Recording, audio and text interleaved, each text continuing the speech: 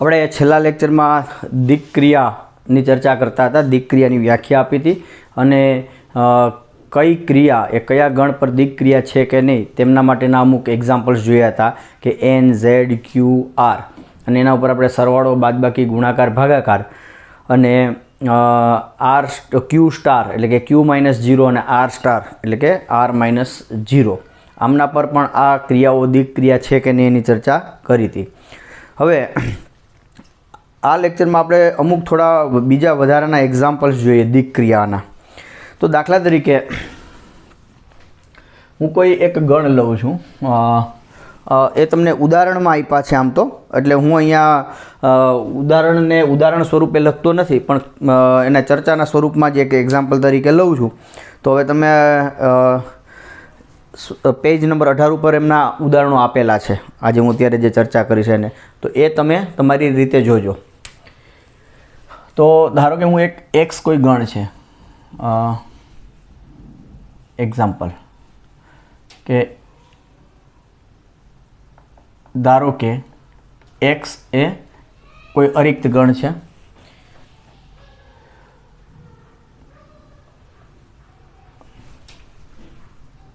અથવા તો આવી રીતના લખીએ, કોઈક x ≠ 5 માટે px વિચારો. px એટલે શું એ તમને યાદ કરાવી દઉં. તો આ pxનો મતલબ શું થશે? તો કે એવા એ આવશે કે જે શું હોય, એક્સના ઉપગણ હોય. એટલે કે px એટલે કે એક્સના બધા જ ઉપગણોનો ગણ. ઓકે, તો a, b belongs to px માટે a સ્ટાર b બરાબર હું આ રીતના વ્યાખ્યાયિત કરું છું, a/b. અને બીજી એક વ્યાખ્યાયિત કરું છું આ સ્ટાર હતો એને બદલે હવે આપણે કંઈક સપોઝ આવું સર્કલ b બરાબર a/b આવી રીતે મેં વ્યાખ્યાયિત કરી. ત્રીજું લઈએ આપણે a સ્ટાર. આ સ્ટાર અને આ સ્ટારમાં થોડોક ફરક છે. b બરાબર a∆b આવી કંઈક લઈએ. તો તમે જોઈ શકો કે કોઈ પણ a, b belongs to px અથવા તો હું આવી રીતના લઉં. ચાલો, તો હવે આપણો પ્રશ્ન એ છે કે સ્ટાર ઓ અને આ એ દિક્ક્રિયા થાય કે ન થાય. તો આપણો પ્રશ્ન આ છે, તો એ બી માટે આ વ્યાખ્યાયિત કરતા. તો સ્ટાર ઓ ને આ એ px પર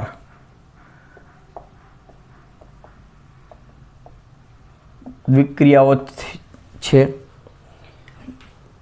તો સોલ્યુશન તો કે એમના માટે શું કરવું પડશે? મારે કોઈ પણ બે ઘટક લીધા pxમાંથી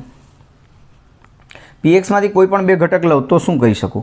તો કે a/b એનો મતલબ એવો થયો કે a એ x નો ઉપગણ છે અને b પણ x નો ઉપગણ છે અને x આપણો શું છે? સાર્વત્રિક ગણ છે. કોઈક એક અરિક્ત ગણ લીધો અને એનો px બનાવ્યો છે. તો અહીંયા x a અને b pxમાં છે, એનો મતલબ કે a અને b બંને શું હશે? x ના ઉપગણો હશે. તો હવે અહીંથી હું એવું કહી શકું કે આ a/b છે એ પણ x નો ઉપગણ થાય, a∪b છે એ પણ x નો ઉપગણ થશે અને a∆b. હવે a∆b નું સૂત્ર શું છે? તો કે a∆b એટલે તમે જોવા જઈએ આપણે તો આ a∆b એટલે કે a∪b માંથી તમે a/b ની બાદબાકી કરી નાખો. તો આ a∪b x નો ઉપગણ છે, a∪b અહીંયા a∪b x નો ઉપગણ છે, a/b પણ x નો ઉપગણ છે. તો આ બે ગણનો તફાવત ગણ પણ x નો જ ઉપગણ થાય. એ આપણે તમે 11મા ધોરણમાં જોયું હશે તમે.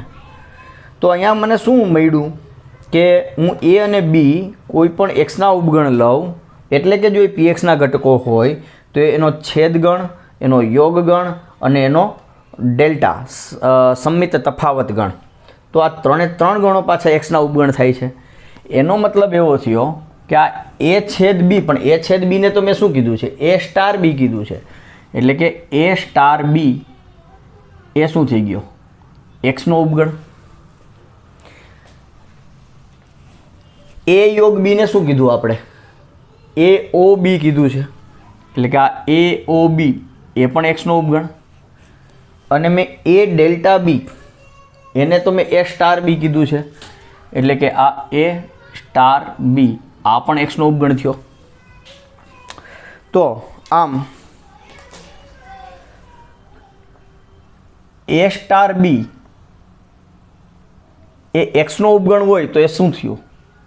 એ પીએક્સનો ઘટક થયો. એવી જ રીતે એ યોગ બી એ ઓ બી એ એક્સનો ઉપગણ છે, એનો મતલબ કે આ પીએક્સનો ઘટક થયો.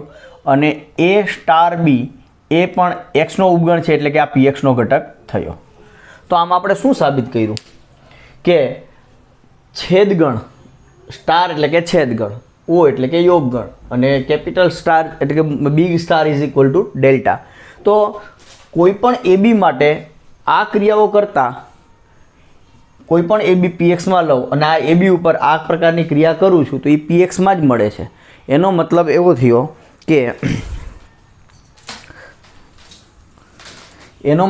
થયો કે સ્ટાર ઓ અને આ એ પીએક્સ પર દ્વિક ક્રિયાઓ છે. તો આમ જોવા જઈએ તો આ સ્ટાર એટલે ખરેખર શું છે? સ્ટાર એટલે છેદ, ઓ એટલે યોગ અને આ બિગ સ્ટાર એટલે સંમિત તફાવત ગણ. તો આ જે ક્રિયાઓ તમે બે ગણ સાથે કરો છો, હવે આ બે ગણને તમે કોઈ જે ગણનો ઉપગણ છે એના ઘાતગણના સભ્ય તરીકે જુઓ તો એ ઘાતગણ ઉપર આ ક્રિયાઓ છેદગણ, યોગગણ અને સંમિત તફાવત ગણ, આ ત્રણ ક્રિયાઓ આપણે જે જોઈ એ શું થશે? દિક ક્રિયાઓ થશે. હજી તમે આ ક્રિયાનો પણ વિચાર કરી શકતા હતા કે દાખલા તરીકે હું આનું કંઈક નામ આપી દઈએ આપણે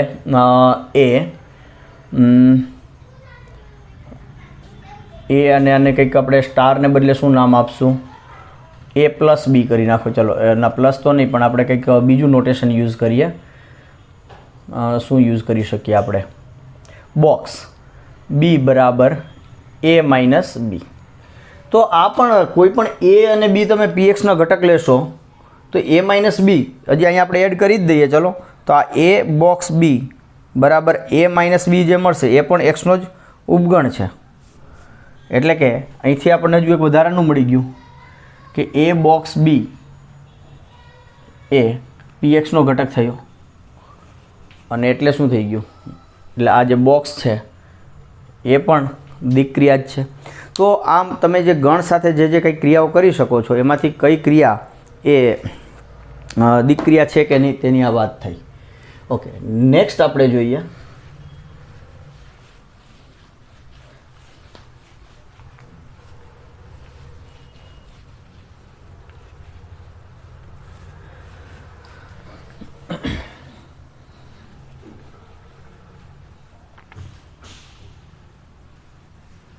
ઓકે. હવે આપણે એક વ્યાખ્યા જોઈએ છીએ. વ્યાખ્યા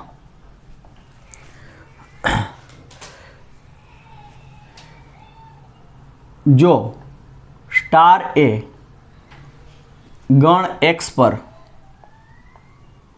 ની કોઈ દિક ક્રિયા હોય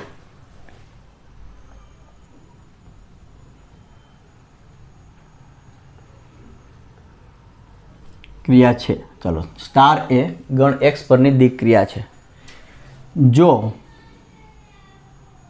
સ્ટાર માટે એ સ્ટાર બી બરાબર B star A for all A B belongs to X, તો સ્ટારને એક્સ પર સમક્રમી, તો દિક ક્રિયા સ્ટારને એવું લખીએ આપણે તો દ્વિક્રિયા સ્ટારને એક્સ પર સમક્રમી છે તેમ કહેવાય. તો દ્વિક્રિયા સ્ટારને એક્સ પર સમક્રમી છે તેમ કહેવાય. સમક્રમી એટલે શું? ક્રમનું મહત્ત્વ નથી. તમે પહેલાં ડાબી બાજુ એ રાખો અને જમણી બાજુ બી રાખો અને વચ્ચે સ્ટાર મૂકી અને જે કંઈ પરિણામ આવે છે એ મેળવો, અથવા જમણી બાજુ એને રાખો અને ડાબી બાજુ બીને રાખો અને સ્ટાર એપ્લાય કરીને જે પરિણામ આવે છે એ મેળવો. આ બંને સરખું થાય તો એમને આપણે કહીએ કે દ્વિક્રિયા સ્ટાર એ એક્સ પર સમક્રમી છે. તમને એક્ઝામ્પલ આપું. ફોર એક્ઝામ્પલ આપણે હમણાં જોયું કે એન ઉપર હું પ્લસ લઉં તો આ દ્વિક્રિયા થાય છે અને આપણને ખબર છે એ પ્લસ બી બરાબર બી પ્લસ એ થાય. એટલે આ પ્લસ એ શું થયું? તો અહીંયા પ્લસ એ એન પર સમક્રમી છે. તો તેવી જ રીતના હવે તમે જો આ ઝેડ ઉપર તમે બાદબાકી વિચારશો, જસ્ટ અ સેકન્ડ.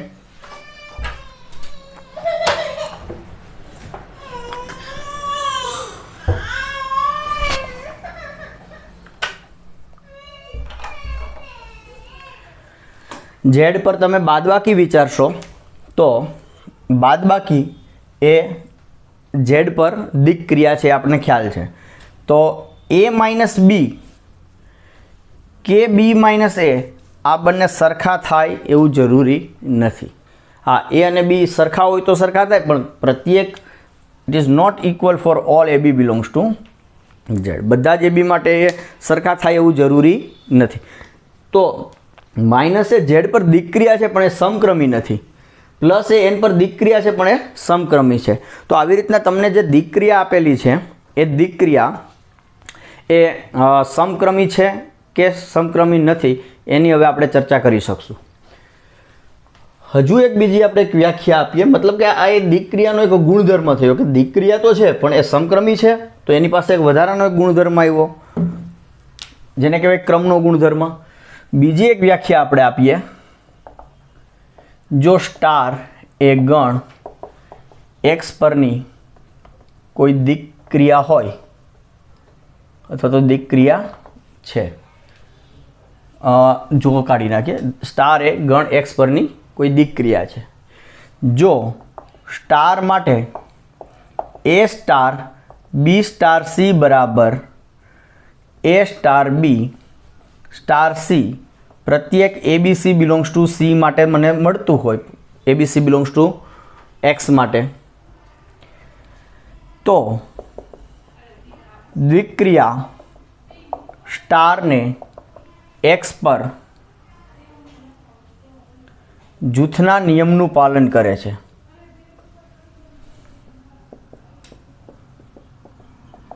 તેમ કહેવાય. મતલબ કે આપણે આ વસ્તુ જોઈ ગયા છીએ સરવાળા અને ગુણાકાર માટે, કે સરવાળો અને ગુણાકાર તમે આર ઉપર વિચારો તો એ જૂથના નિયમનું પાલન કરે છે. આપણે ચોથા પાંચમા ધોરણથી આપણને એનું ખ્યાલ છે અને એનો આપણે ઘણી જગ્યાએ ઉપયોગી કરીએ છીએ. તો અને ગુણાકાર એ આર પરની દ્વિક્રિયા છે. તો અહીંયા કોઈ પણ દ્વિક્રિયા લઈ લો, કોઈ પણ ગણ ઉપરની કોઈ દ્વિક્રિયા હોય અને જો એમના માટે આવું થાય છે, એટલે કે તમને ત્રણ ઘટકો, કોઈ પણ ત્રણ ઘટકો આપેલા હોય અને એના ઉપર દ્વિક્રિયા તમે એપ્લાય કરો છો, તો પહેલાં BC ઉપર કરો અને જે પરિણામ આવે એની સાથે એનું દ્વિક્રિયાથી પરિણામ મેળવો, અને પહેલાં AB ઉપર દ્વિક્રિયા નું પરિણામ શોધો AB ઉપર એપ્લાય કરીને, અને પછી જે પરિણામ આવે એને C સાથે દ્વિક્રિયા કરતાં જે પરિણામ આવે એ જુઓ. તો આ બંને વસ્તુ સરખી મળવી જોઈએ. જો આવું થાય, દરેક ઘટકો માટે થાય, તો આપણે કહીશું કે જે તે દ્વિક્રિયા એ જૂથના નિયમનું પાલન કરે છે. અને જો આવું કોઈક મને એવા ઘટકો મળી ગયા કે જેના માટે આ થતું નથી, તો આપણે કહીશું કે અહીંયા જૂથના નિયમનું પાલન થતું નથી. ફોર એક્ઝામ્પલ તમે કોઈ પણ ABC બિલોંગ્સ ટુ N લેશો તો તમને A plus B plus C બરાબર A plus B plus C આવું થાય જ છે. એનો મતલબ શું થઈ ગયો કે પ્લસ એ N પર જૂથના નિયમનું પાલન કરે છે. પરંતુ તમે આ કરશો ABC બિલોંગ્સ ટુ ઝેડ માટે A minus B minus C કરશો, કે તમે પછી A minus B minus C કરશો, તો આ પ્રત્યેક ABC બિલોંગ્સ ટુ ઝેડ માટે આ સાચું નથી. તો એનો મતલબ એવો થયો કે જે બાદબાકી છે એ જૂથના નિયમનું પાલન કરતી નથી. તો આમ આપણને જો કોઈ દિક્ક્રિયા આપેલી હોય તો એમના માટે ક્રમના નિયમનું પાલન કરે છે તો એને સમક્રમી કહેવાય. જૂથના નિયમનું પાલન કરે છે કે નહીં તેની ચર્ચા હવે આપણે કરી શકશું. હજુ એક આપણે વ્યાખ્યા આપીએ દિક્ક્રિયાને રિલેટેડ.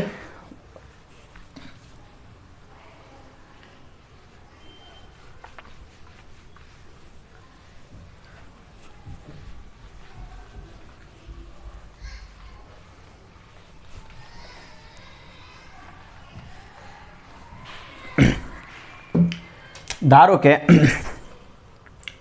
એ વ્યાખ્યા આપતા પહેલાં આપણે જરા સમજીએ કે ધારો કે હું ઝેડ વિચારું છું, ઝેડ ઉપર +1 દિક્ક્રિયા છે. તો હવે આના માટે આપણને ખ્યાલ છે કે હું કોઈ પણ એ બિલોંગ્સ ટુ ઝેડ લઈશ તો એ વત્તા 0 કરું તો મને એ જ મળે છે અને એના બરાબર 0 વત્તા એ. તો એ બિલોંગ્સ ટુ ઝેડ એટલે કે four all A belongs to Z માટે 0 બિલોંગ્સ ટુ ઝેડ મળે કે જેથી આવું કંઈક થાય છે.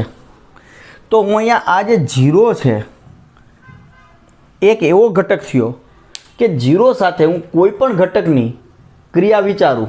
ક્રિયા એટલે કે અહીંયા સરવાળો છે, સરવાળો વિચારું છું તો એનો એ જ ઘટક પાછો મળે જેને આપણે તટસ્થ ઘટક કહીએ છીએ, આપણને ખ્યાલ છે. અને આવું જ કંઈક આના માટે પણ થાય છે. જો ઝેડમાં તમે ગુણાકાર વિચારો છો તો ગુણાકાર પણ શું છે, દિક્ક્રિયા છે. અને આના માટે આવું થાય છે પ્રત્યેક એ બિલોંગ્સ ટુ ઝેડ માટે તમને અહીંયા 1 બિલોંગ્સ ટુ ઝેડ મળે કે જેથી એ ગુણ્યા 1 બરાબર એ બરાબર 1 ગુણ્યા એ થાય છે. તો અહીંયા 1 એક એવો ઘટક મળે છે કે જેની સાથે કોઈ પણ ઘટકની દિક્ક્રિયા વિચારતા તમને એનો એ જ ઘટક પાછો મળે છે. તો આપણે આ જે ઝેડ હતો, ઝેડને બદલે હું કોઈ પણ ગણ એક્સ વિચારું. અહીંયા સરવાળો અને ગુણાકાર એવી દિક્ક્રિયાઓ હતી, એને બદલે વ્યાપક રીતે કોઈ પણ એક સ્ટાર એક દિક્ક્રિયા છે એવું વિચારીએ. તો આ સ્ટાર દિક્ક્રિયા માટે એક્સમાં કોઈ એવો ઘટક મળે કે જેથી એ ઘટકની હું કોઈ પણ ઘટક સાથે દિક્ક્રિયા લઉં તો મને એનો એ જ ઘટક પાછો મળે. તો આવા ઘટકને આપણે તટસ્થ ઘટક કહીશું. દિક્ક્રિયા સ્ટાર માટેનો તટસ્થ ઘટક. હા, એ જે ઘટક છે એ જો અહીંયા 0 એ ઝેડમાં જ છે, અહીંયા 1 પણ ઝેડમાં જ છે. પહેલી વસ્તુ તો કે એ જે મને ઘટક મળવાનો છે, ધારો કે કદાચ મળે છે તો એ પાછો કેમાં હોવો જોઈએ, ગણમાં જ હોવો જોઈએ તો કહી શકાય. ફોર એક્ઝામ્પલ હું દાખલા તરીકે આ n ઉપર હું જો સરવાળો વિચારું તો મને a + 0 બરાબર a બરાબર 0 + a four all A belongs to n મળે છે. ફાઇન, આ થાય છે. પણ અહીંયા પાછો જે 0 છે એ એનમાં નથી. તો એનો મતલબ હું એવો થયો કે એનની અંદર સરવાળા માટેનો તટસ્થ ઘટકનું અસ્તિત્વ નથી. જે મળવો જોઈએ એ હોવો પાછો ગણમાં જ હોવો જોઈએ. આ પણ એક બીજી શરત છે. એક બીજું ઓબ્ઝર્વેશન જુઓ, અહીંયા ગણ બંને સરખા છે, ઝેડ. જો મેં ક્રિયા બદલાવું છું તો તટસ્થ ઘટક બદલાય છે. સરવાળા માટેનો તટસ્થ ઘટક 0 છે અને ગુણાકાર માટેનો તટસ્થ ઘટક 1 છે. તો જો હું ક્રિયા બદલાવું છું તો ઘટક પણ બદલાય છે. તો આ વ્યાખ્યા થઈ તમારી તટસ્થ ઘટકની. તો ચલો આપણે તટસ્થ ઘટકની જરા વ્યાખ્યા લખી રાખીએ. આ તટસ્થ ઘટકને એકમ ઘટક પણ કહે છે. દિક્ક્રિયા માટેનો એકમ ઘટક પણ કહે છે તટસ્થ ઘટકને. તો વ્યાખ્યા એકમ ઘટક અથવા બીજું નામ છે તટસ્થ ઘટક.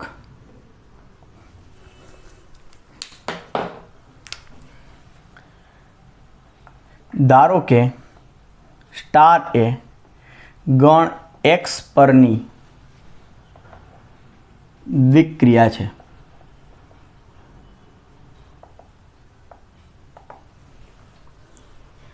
જો કોઈક e બિલોંગ્સ ટુ x મળે કે જેથી a સ્ટાર e બરાબર e સ્ટાર a પ્રત્યેક a બિલોંગ્સ ટુ x થાય તો ઈને સ્ટાર માટેનો એકમ ઘટક અથવા બીજું નામ છે તટસ્થ ઘટક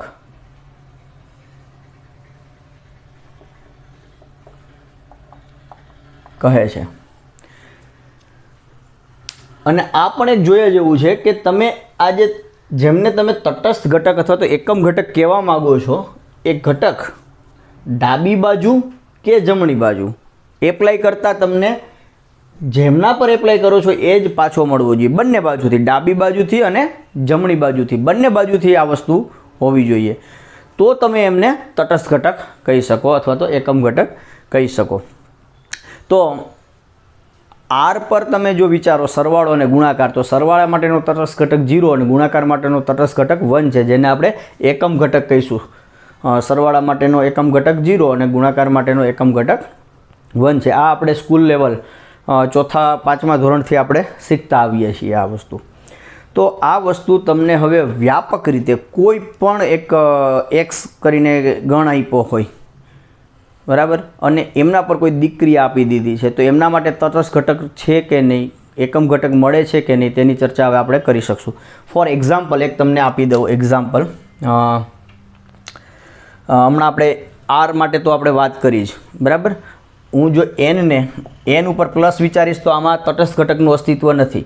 0 છે પણ 0 એનમાં નથી. ઝેડ પ્લસ માટે તટસ્થ ઘટક 0 છે. ક્યુ પ્લસ આર પ્લસ આ બધા માટે તટસ્થ ઘટક 0 છે. ઝેડ ગુણાકાર, ક્યુ સાથે ગુણાકાર અને આર સાથે ગુણાકાર, આના માટે એકમ ઘટક શું છે? આના માટે અસ્તિત્વ નથી. આના માટે શું મળશે મને? 0 અને આ બધા માટે મળશે મને 1. ઓકે, હવે હું ઝેડ માટે વિચારું. ઝેડ ઉપર બાદબાકી એ દિક્ક્રિયા છે, એ આપણને ખ્યાલ છે, કારણ કે કોઈ પણ બે પૂર્ણાંક લઈએ એની બાદબાકી પૂર્ણાંક જ મળે છે, દિક્ક્રિયા છે. તો આમના માટે મને એકમ ઘટક મળશે. તો મતલબ કે એ માઇનસ મારે કંઈક અહીંયા જોઈએ કે જેથી મને પાછો એ મળે. તો કે હા, શું છે? 0. તો કે એ માઇનસ 0 કરું તો મને એ મળે છે. અને આ પાછું પ્રત્યેક એ બિલોંગ્સ ટુ ઝેડ માટે સાચું છે. તો શું અહીંયા 0ને હું એકમ ઘટક કહી દઈશ બાદબાકી માટેનો? દેન આન્સર ઇઝ નો. નહીં થાય. કેમ?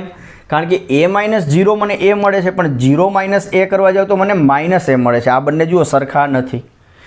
આમ તમારો 0 એ બાદબાકી માટે એકમ ઘટક નથી, પણ સરવાળા માટે એકમ ઘટક છે. તો આમ તમે જોઈ શકો એકમ ઘટકનું અસ્તિત્વ, એકમ ઘટક મળવો કે ન મળવો એ કેના ઉપર આધાર રાખે? ગણ ઉપર આધાર રાખે છે. જેમ કે એન માટે, કારણ કે ગણમાં જ નહોતો. અને બીજું ક્રિયા માટે પણ આધાર રાખે છે.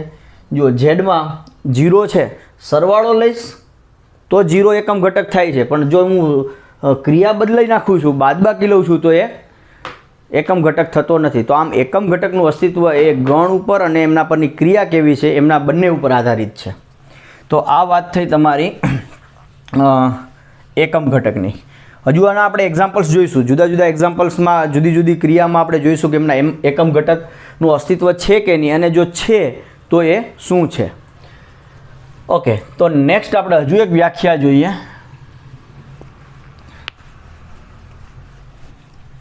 Inverse of the element. આપણે વિધેયનો ઇન્વર્સ જોયું હતું, પ્રતિવિધેય.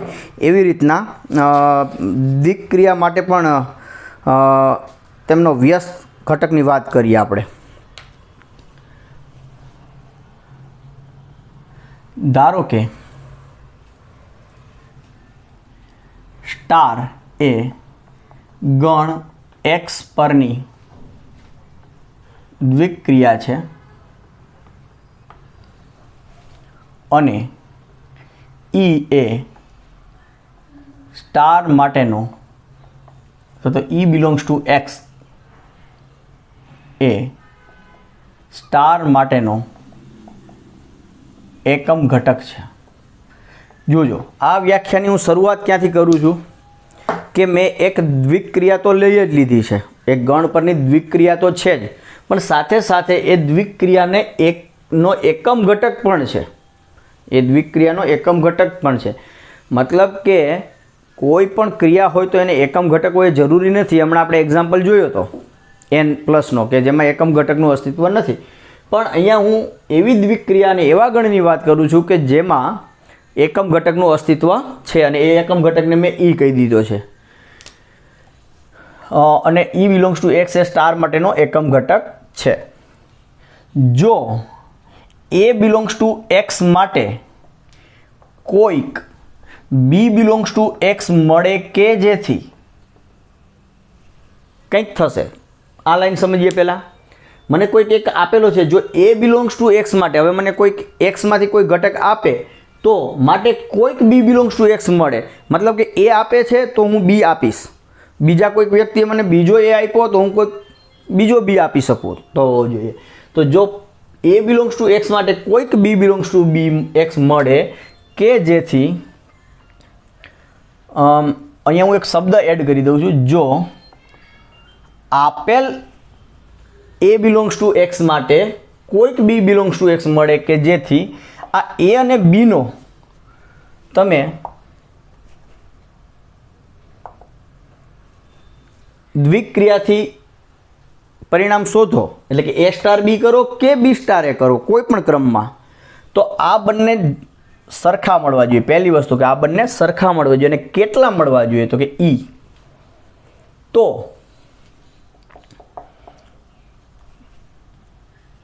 A બિલોંગ્સ ટુ x ને દ્વિક્રિયા સ્ટાર માટેનો વ્યસ્ત સંપન્ન ઘટક કહે છે અને B ને એનો વ્યસ્ત કહે છે. B ને એનો વ્યસ્ત કહે છે, જેને સંકેતમાં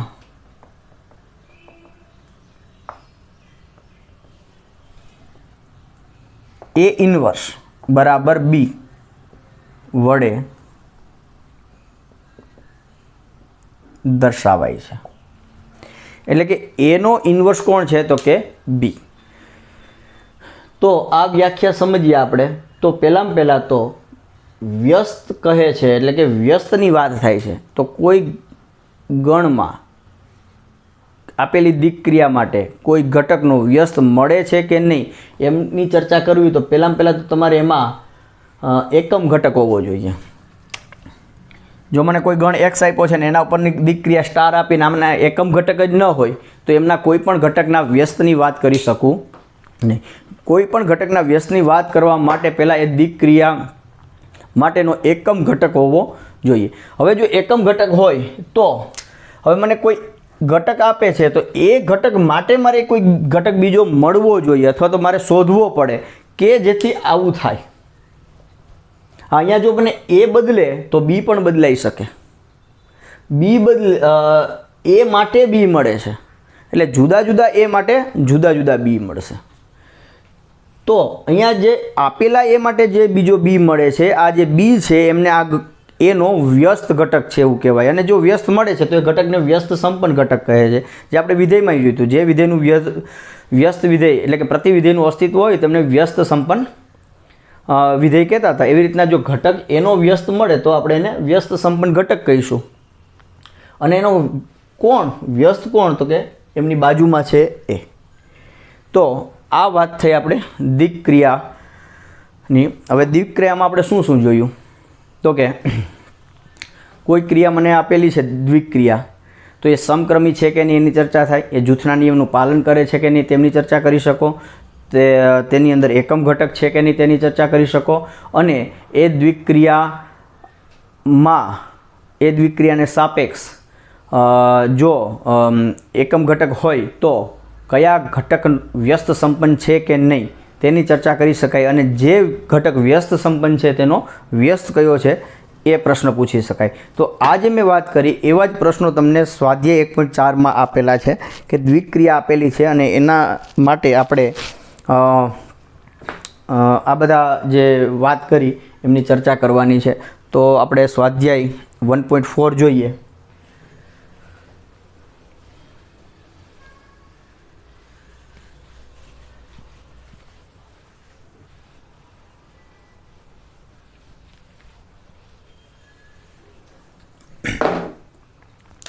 સ્વાધ્યાય 1.4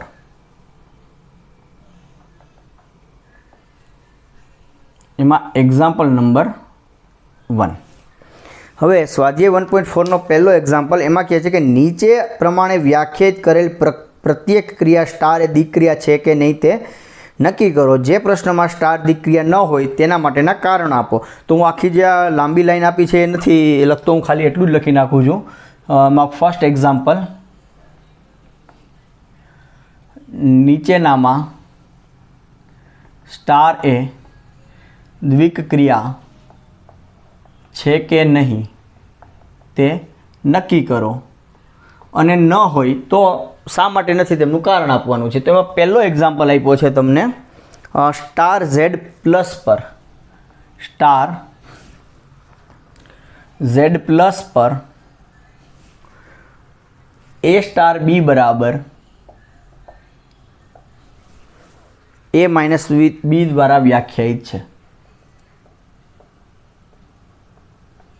તો આ શું થશે? અચ્છા, પહેલાં આની ચર્ચા કરીએ એના પહેલાં આપણે ઝેડ પ્લસ શું છે એની મારે ડેફિનેશન મને ક્લિયર હોવી જોઈએ. ઝેડ પ્લસ એટલે અનઋણ પૂર્ણાંકો. અનઋણ એટલે ઋણ ન હોય એવા. તો કોણ આવશે? 0, 1, 2, 3 એન્ડ સો ઓન. મતલબ કે આ એન યુનિયન 0 છે, આ ઝેડ પ્લસ છે. તો હવે શું થાય? તો કે અહીં એ બી તમે કોઈ પણ ઝેડ પ્લસમાંથી લો. હવે મારે આ જે સ્ટાર મને જે આપ્યો છે એ દ્વિક્રિયા છે કે નહીં ચર્ચા કરવાની છે. તમે કોઈ પણ બે ઝેડ પ્લસમાંથી લેશો તો એનો એ સ્ટાર બી એટલે કે એ માઇનસ બી એ ઝેડ પ્લસમાં જ આવશે. આ ચેક કરવાનું થાય. ઝેડ પ્લસમાં જ આવવું મતલબ કે કા એ 0 હોવો જોઈએ, કા ધન પૂર્ણાંક હોવો જોઈએ, પણ એવું જોતા થતું નથી. કેમ? કારણ કે જો એ નાના હોય અને બી મોટા હોય તો આ સંખ્યા ઋણ થઈ જશે ને, તો આ દ્વિક્રિયા થશે નહીં. તો એના માટે શું લખી શકીએ? તો કે હવે જો ન થતી હોય તો મારે કાઉન્ટર એક્ઝામ્પલ આપવું પડે. તો કે અહીં 3,2 બિલોંગ્સ ટુ ઝેડ પ્લસ માટે 3 સ્ટાર 2 લઉં તો 3 માઇનસ 2 એટલે કે કેટલા થશે? સોરી, 2 સ્ટાર 3 કરીએ, 2 સ્ટાર 3 તો આ શું થશે? 2 માઇનસ 3. તો 2 માઇનસ 3 કેટલા થાય? -1. તો -1 એ ઝેડ પ્લસમાં નથી. તો એનો મતલબ એવો થયો કે સ્ટાર એ ઝેડ પ્લસ પર દ્વિક ક્રિયા નથી. એમનું કારણ આ રહ્યું. આપણને આ બે ઘટકો મળી ગયા, આ બે નહીં આવે તો તમે બીજા ઘણા બધા મળશે. તમે ગમે તે એક્ઝામ્પલ આપી શકો. ઓકે, તો નેક્સ્ટ એક્ઝામ્પલ છે બીજો, second one. Star Z plus પર એ સ્ટાર બી બરાબર એ ઇન્ટુ બી, સાદો ગુણાકાર. વચ્ચે એને ડોટ નથી લખ્યું, એને સાદું આમ જ લખ્યું છે. ઓકે, દ્વારા વ્યાખ્યાયિત છે. તો ઓકે, ઝેડ પ્લસ તો આપણો આ જ છે. હવે આમાંથી વિચારો જોઈએ. તમે આમાંથી કોઈ પણ બે ઘટકો લેશો તો એનો ગુણાકાર શું થાય? એ અને બી આમાંથી આવે છે, મતલબ કે કા ધન પૂર્ણાંક હશે ને કા 0 હશે. જો બેમાંથી એક 0 હશે તો ગુણાકાર 0 થઈ ગયો, એટલે નો પ્રોબ્લેમ. બંને જો ધન હોય તો એમનો ગુણાકાર ધન જ મળે, અને બે પૂર્ણાંકોનો ગુણાકાર પૂર્ણાંકો જ થાય. એટલે સ્પષ્ટ છે કે આમાંથી કોઈ પણ બે ઘટકો લેશો તો એનો ગુણાકાર એ આપણને એમાં જ મળશે, એટલે કે એ સ્ટાર બી આપણને એમાં જ મળશે. તો એના માટે શું લખી શકીએ? તો કે અહીં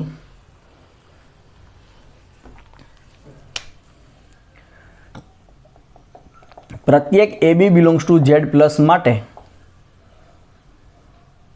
એ કેવા હશે? Greater than or equal to 0. B પણ કેવા કરશે? Greater than or equal to 0. અથવા તો માટે ડાયરેક્ટ જ લખીએ, માટે એ સ્ટાર બી બરાબર એ બી. આ તો તમને ઝેડ પ્લસમાં જ મળે. તેથી સ્ટાર એ ઝેડ પ્લસ પર દ્વિક્રિયા છે. ઓકે, આઈ હોપ કે તમને આ વસ્તુ ક્લિયર થઈ.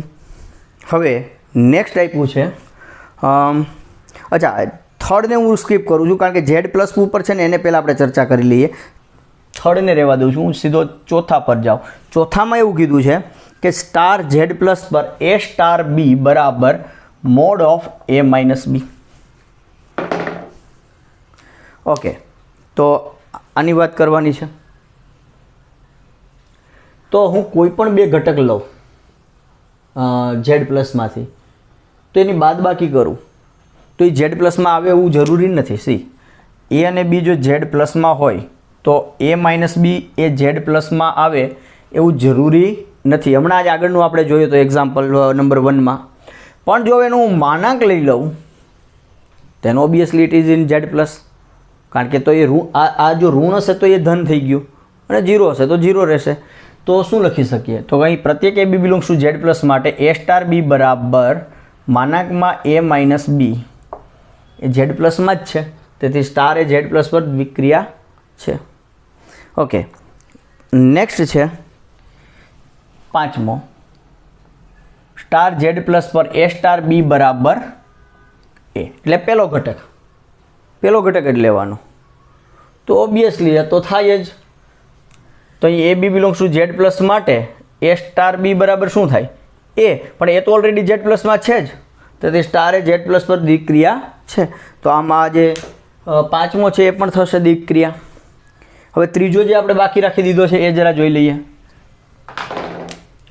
3માં સ્ટાર આર પર એ સ્ટાર બી બરાબર એ બી સ્ક્વેર દ્વારા વ્યાખ્યાયિત કરવામાં આવે છે.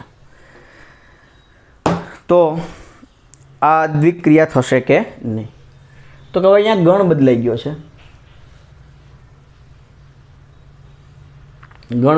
છે, તો સ્પષ્ટ છે કે જો હું કોઈ પણ બે વાસ્તવિક સંખ્યાઓ લઉં તો આ બે વાસ્તવિક સંખ્યાઓ માટે આ પહેલી સંખ્યા એમનેમ, બીજી સંખ્યાનો વર્ગ, તો આ બંને વાસ્તવિક સંખ્યાઓ જ થાય. કોઈ પણ વાસ્તવિક સંખ્યા આપી હોય તેનો વર્ગ વાસ્તવિક સંખ્યા જ થાય છે. તો આ બંને વાસ્તવિક સંખ્યા થઈ અને બે વાસ્તવિક સંખ્યાનો ગુણાકાર વાસ્તવિક સંખ્યા જ છે. તો એ બી સ્ક્વેર આ મને કેમાં મળશે? આરમાં મળે. તો એ બી બિલોંગ્સ ટુ આર થાય. પણ આ એ બી સ્ક્વેરને તો મેં એ સ્ટાર બી કીધું છે જુઓ વ્યાખ્યામાં. તો એનો મતલબ શું થયો? કોઈ પણ હું એ બી આરમાં લઈશ તો એ સ્ટાર બી મને આરમાં જ મળે છે, તેથી સ્ટાર એ આર પર દ્વિક્રિયા છે. તો આમ આપણે આ સ્વાધ્યાય 1.4નો પહેલો એક્ઝામ્પલ જોયો, બહુ સિમ્પલ હતો કે તમને ગણ આપ્યા હતા, એક ક્રિયા આપી છે અને એની વ્યાખ્યાયિત કરી છે. આ ક્રિયા આ પ્રમાણે, આ ગણ પર આ પ્રમાણે વ્યાખ્યાયિત થયેલી છે. તો તમે ચેક કરો કે આ દ્વિક્રિયા છે કે નહીં. તો હવે નેક્સ્ટ એક્ઝામ્પલ અને આગળના જે બીજા આપ્યા છે સ્વાધ્યાય 1.4માં, એમાં આપણે વિવિધ ગણ ઉપર તમને જુદી જુદી દ્વિક્રિયાઓ આપેલી હશે અને એ દ્વિક્રિયા છે કે નહીં, જૂથના નિયમનું પાલન કરે છે કે નહીં, સમક્રમી છે કે નહીં, એકમ ઘટકનું અસ્તિત્વ છે કે નહીં. જો એકમ ઘટકનું અસ્તિત્વ હોય તો કયા ઘટક માટે એ ઘટકનો વ્યસ્ત મળે છે અને કયા ઘટકનો વ્યસ્ત મળતો નથી, એમની આપણે ચર્ચા કરીશું. અને થિયરી પોઈન્ટ ઓફ વ્યૂ જોઈએ તો આ ચેપ્ટરની બધી જ થિયરી પૂરી થઈ ગઈ છે અને આ જે છેલ્લે મેં આજે આપણે જોયું એમના પરના જ બધા એક્ઝામ્પલ્સ હશે. અને પછી આપણે આ સ્વાધ્યાય 1.4 પૂરું થાય એટલે પ્રકીર્ણ ઉદાહરણો અને પ્રકીર્ણ સ્વાધ્યાય 1માં દ્વિક્રિયાને રિલેટેડ જેટલા એક્ઝામ્પલ્સ છે એ કરવાના રહેશે. તો હવે તમે પ્રકીર્ણ ઉદાહરણો, પ્રકીર્ણ સ્વાધ્યાય 1 અને 1.4માં જે બાકીના આગળ એક્ઝામ્પલ્સ છે એ બધા તમે જાતે કરવાની શરૂઆત કરી દો અને નેક્સ્ટ લેક્ચરમાં આપણે આને આગળ વધારીશું. તો આ લેક્ચર અહીંયા આપણે પૂરો કરીએ છીએ. Thank you.